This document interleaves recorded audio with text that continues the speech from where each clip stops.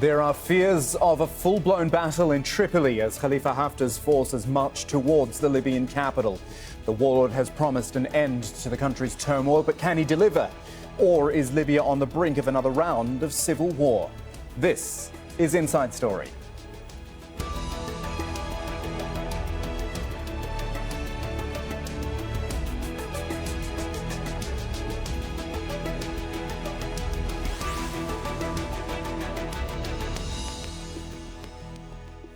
Hello everyone, and welcome to Inside Story. I'm Kamahl Santamaria. We are talking Libya today, a country which hasn't had a stable government since Muammar Gaddafi was forced from power back in 2011. In fact, it's got two governments in different parts of the country. And right now, the powerful warlord behind one of them seems to be making a play for complete control.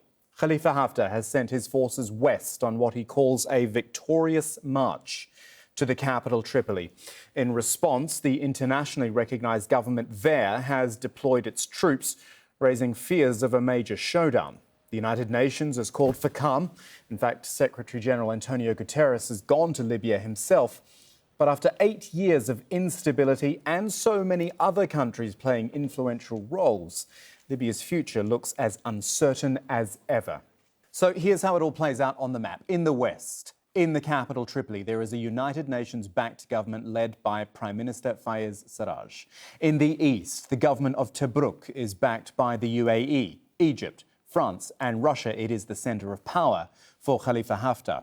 And it's from there he began launching campaigns to take important oil fields and the key port cities of Benghazi and Ras Lanuf. Now, Haftar has ordered this large number of his troops to move further west to take control of Tripoli.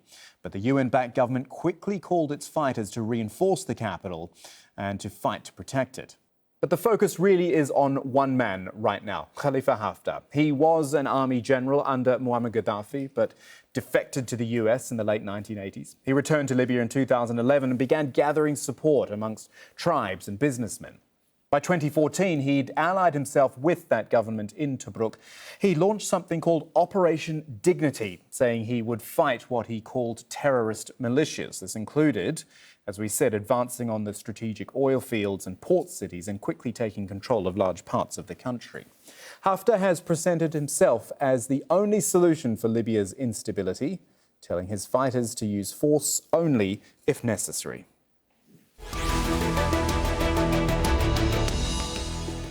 So we've got our panel to talk about this today. Let me introduce them. In Tripoli, first of all, Salah Bakkoush, who is a political analyst and a senior advisor to the negotiating team of the High Council of State. This is an advisory body which came out of the peace talks in 2015.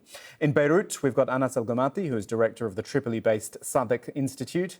And in Benghazi, Mansour El-Khihia, a professor of politics from the University of Texas at San Antonio. It's lovely to see all three of you, gentlemen. Thank you for joining us. I like to start our discussions with one question for the three of you, just to get your views on this one initial question. So I'm going to start with Salah Al-Bakkoush in Tripoli. And the question is simple. Can Khalifa Haftar be successful in taking Tripoli? Are his forces strong enough?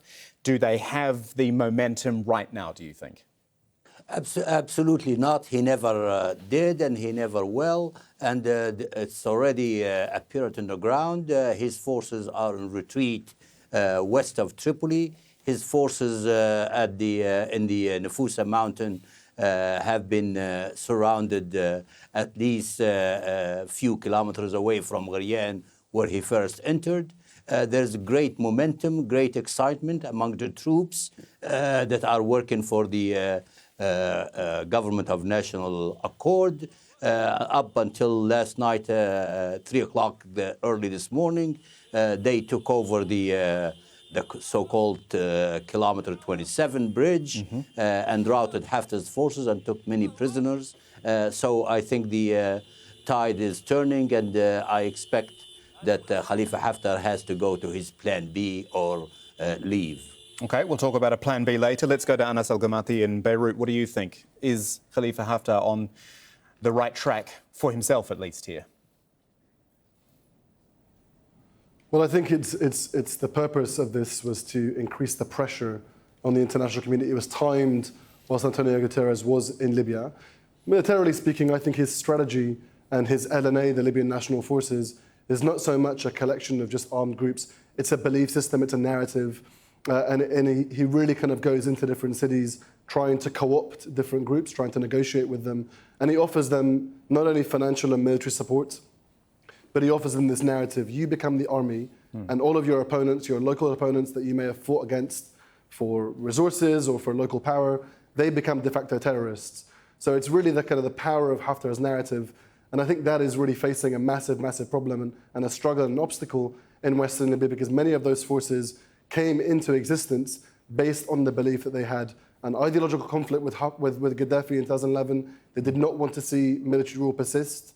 In 2011, in 2019, they still have that major red line. They don't want to see the country return to military rule, whether it's piece by piece as the LNA is trying to achieve, or whether it's Haftar coming at the helm of a new peaceful government that is being delivered after this national conference in a couple of weeks. Either way, there is a red line for many of those groups, and I think those groups are providing the massive obstacle. We should also be conscious of the fact that 2/3 of Libya's population are based in Western Libya. Many of those groups disagree with one another. They have different views, they have different political positions, but they agree to this general consensus that they want to see pluralism in whatever state that they want to build next. They want to see a civilian state, not a military state. And so I think Haftar is going to struggle militarily, or even this negotiation or co-opting tactic that he's trying to kind of pursue in Western Libya. So I think he's going to struggle. And as Salah Bakkoush already explained, he arrived at kilometer 27. He lost 128 troops late last night, early this morning, and they lost a significant amount of military and ammunitions and heavy artillery with them. Interesting. And I'll come back to you in a bit to talk about the timing, because I think you raised an interesting point there. Mansour El-Khihia in Benghazi, what do you think? I mean, I really hate to burst their bubbles, but I disagree. I think this is just the beginning. This is unfortunately a war. And Haftar is very, very careful not to use excess power to kill people. He hasn't done so. And he hasn't done that in any of the areas he went through. The gentleman from Beirut is quite right. He has been very good at co-opting individuals. But when the push comes to shove, he will use power. I mean, he's fighting against militias, and he will beat them. It's only a matter of time. They can't continue supporting. They can't continue claiming to be on the right. They're on the wrong, and they will be destroyed. It's only a matter of time. Yeah, interesting. And presumably, Mansour, Khalifa Haftar wouldn't have undertaken this unless he thought he had a chance of victory. I mean, this has been going on for, the split governments have been going on for so long already, and he's now making this final push. Exactly. And Mr. Bakkoush is not Mr. Bakkoush, but the gentleman from Beirut is quite right. The divisions in the West are so deep between towns and cities that they're willing to destroy each other. And Haftar, this point is not new to Haftar. He knows that, and he will use that to his best advantage. No doubt about that as well too. Salah Al-Bakkoush in Tripoli, do you want to answer to that? Because Mansour El-Khihia is giving us a very different narrative. Yeah. Look. I'm really sorry to hear Mansour say this stuff after a long period in opposing another military man, Al-Gaddafi, during 30 years of opposition. But the fact is, I mean, we don't have to rely on what Lagmati or Bakkoush is saying or anything. We can just look at the reports of the panel of experts of the Security Council and what it says about the so-called Libyan army of Khalifa Haftar. It's composed of tribal militias. It's composed of mercenaries from Darfur, and it's all appeared. I mean, why would an army have a Salafist brigade? Why would an army have a brigade called the Blood Seekers or whatever? This is a brigade composed of people whose relatives were killed in the war, and present us with an officers' republic styled after Sisi, whom he considers a role model, and he wants to establish something like what's happening in Egypt.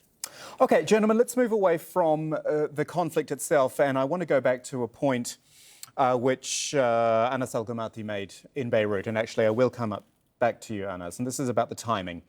With the United Nations Secretary General Antonio Gutteres making a visit. You're saying he's timing it for that visit. My question is, what is Antonio Gutteres trying to achieve at the moment? He is there, he's going to talk to Khalifa Haftar, and yet it is known that the other government is the one which the UN backs. What is the UN actually trying to get out of this?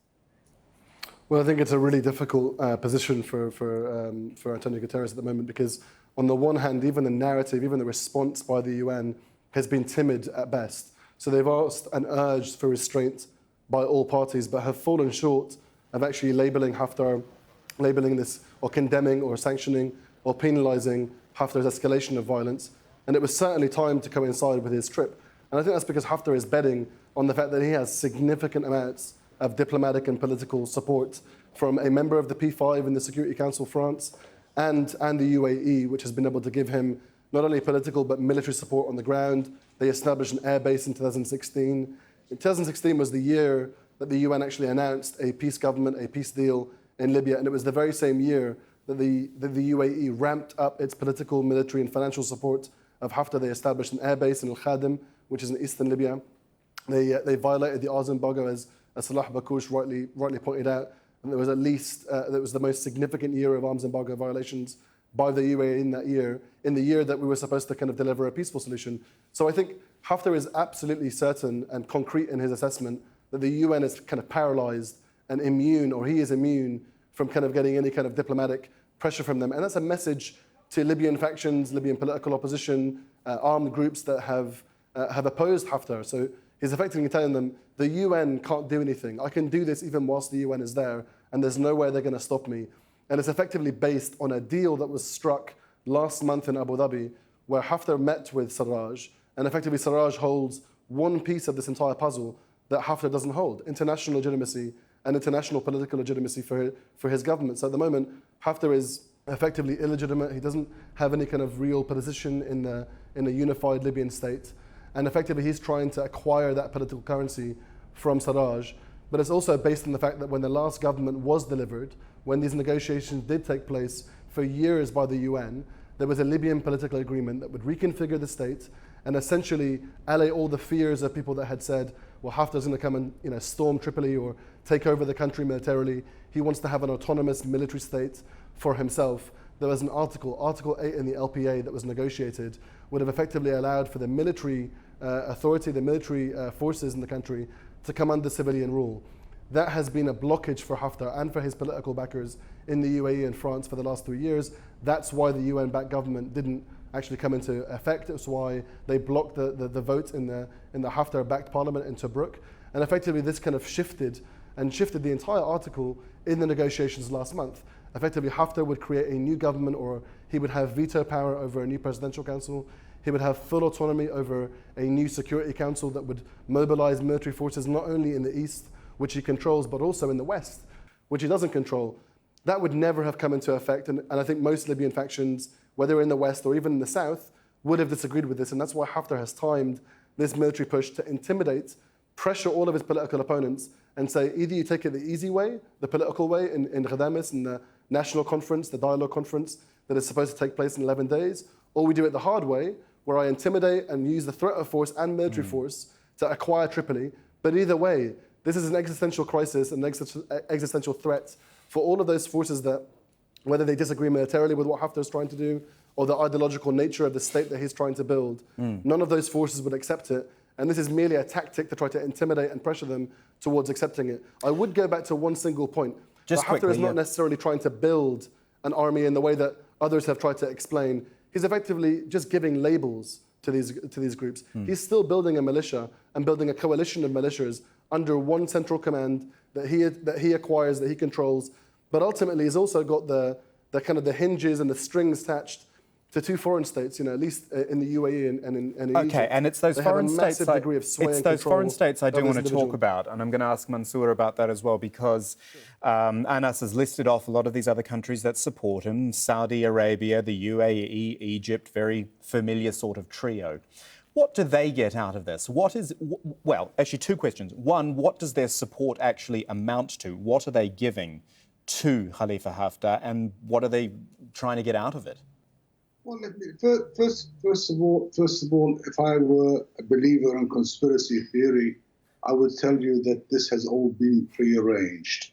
And indeed, the international community is looking aside, is not worried too much about what Haftar is doing or even intervening, or it will ever intervene. And Haftar knows that. And it seems to me that the international community is fed up. I mean, it's become a fight between the French and the Italians on who has more control in Libya. And the government of the National Accord, which I call the government of national discord, rather, not accord, is quite a feat. It hasn't done anything. And you can't deny the fact that it's dominated by militias who are doing what they want to do with Libya's economy and Libya's wealth. Now, I fought for Gaddafi for over 30 years, and I will fight Haftar again. I'm not enamored with Haftar. I'm enamored with Libya, and I think Libya deserves better than what we're having right now. I don't give a damn who supports us. The Italians, the French, the Emirates, the Saudis. Yeah, but it's interesting because you say that the international community's had enough of all of this, and yet there are 1, 2, 3, I'm counting at least 6 countries which clearly do care about this, and the United Nations is involving itself as well. Clearly, Libya's future is of importance to others.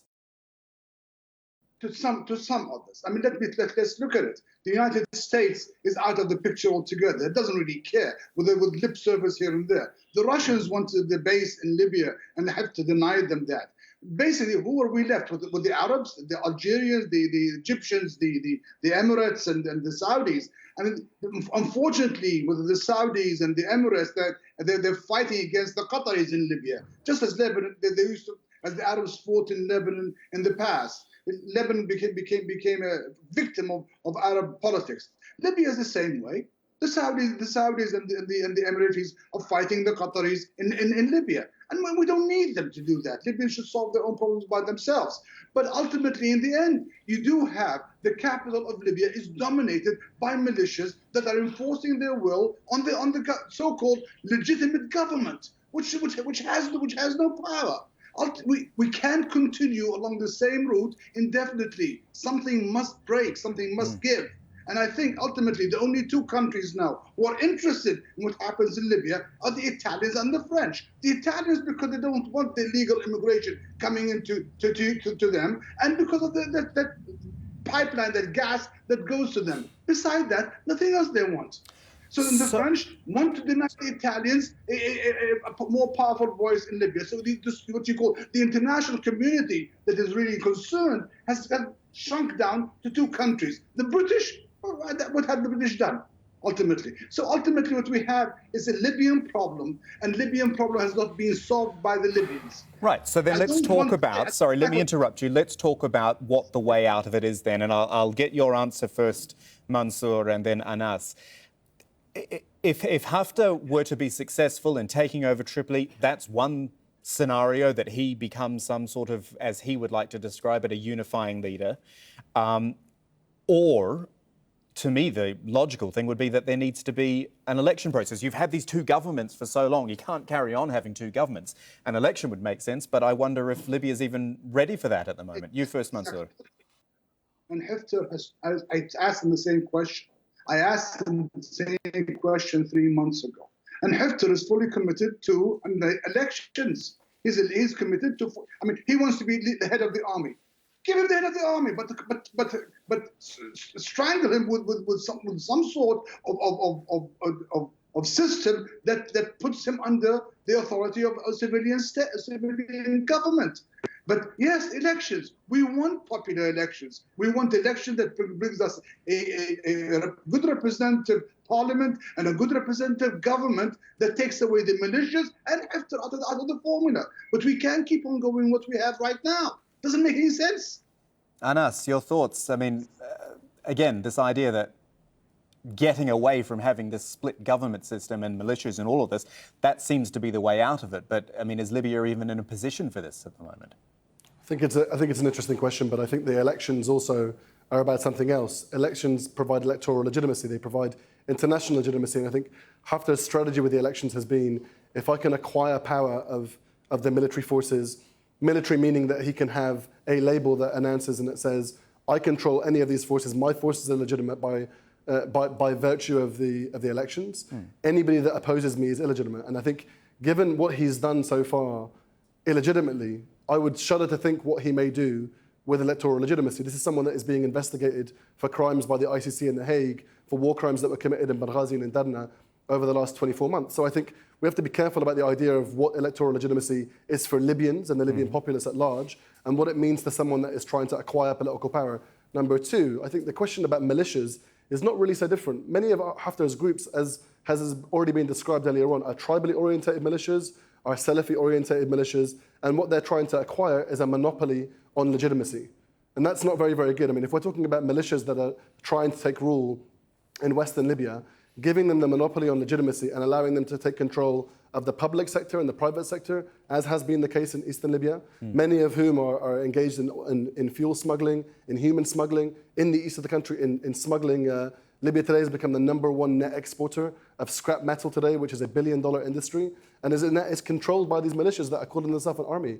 I think the real question has been, how do you depoliticize an army? How do you create an apolitical servant, one that is doctrinally orientated and one that serves at the behest and at the respect of an appointed, unelected civil government? That is not the project that Haftar is embarking upon. This notion of trying to fight terrorists and trying to fight militias is a slur. It's also included the notion that we're fighting Islamists. It's a slur. Not everyone that opposes Haftar is like that. I think most people that today have a binary choice. They either believe in a pluralist civilian regime or they believe in a military regime. It does and the backers make me of Haftar wonder, certainly though, want a Anas, military regime. Haftar certainly wants that. It does make me wonder, though, what sort of popularity or support, if I can call it that Haftar has amongst Libyan people. We have, in this discussion, talked a lot about the militias and the international community and other countries which support him or don't support him. What about, as Mansour says, the Libyan people themselves?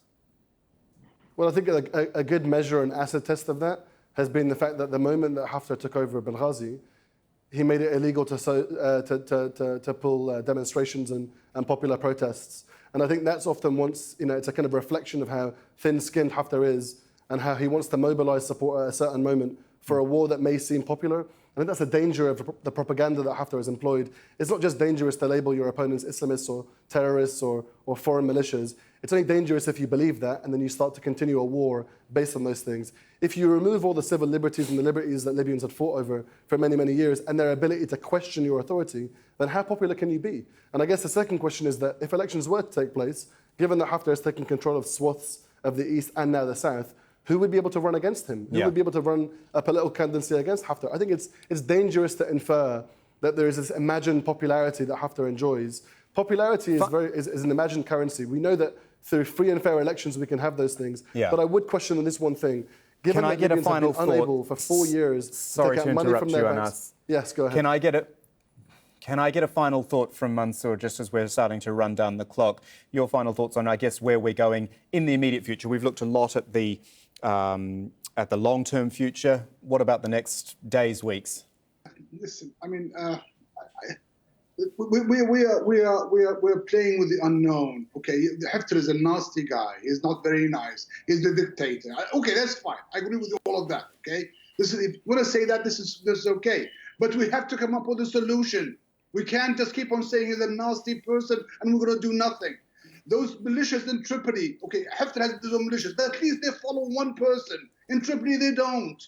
And you have a huge problem that's facing the country. Somebody, we had to have a breaking point somewhere to at least maybe we have one fight to fight against, like we did with Gaddafi. But we have to stop this at some point. Okay, he's a nasty person. He has stopped. What happens in Tripoli today? Are you free to do anything in Tripoli? Are you free to do? Just tell me. I mean, it's okay to dislike a person, but at least we need to talk with them. We need to use our power as Libyans, as people, to say, no, we will not have a military dictatorship. We in the West and the East, we have 2%, 2/3 of the population. We won't elect you into office. Mansour Al-Qihir joining us there from Benghazi, also Anas Al-Gamati in Beirut. Thank you to both of you, and also to Salah Al-Bakkoush, who joined us earlier from Tripoli. And thank you for watching. You can see this program again anytime you like. You can head to aljazeera.com for that. You can head to our Facebook page as well, facebook.com/AJ Inside Story. Join the conversation on Twitter as well, at AJ Inside Story. I'm at Kamahl AJE. From me and the rest of the Inside Story team, thanks for joining us. We'll see you again soon.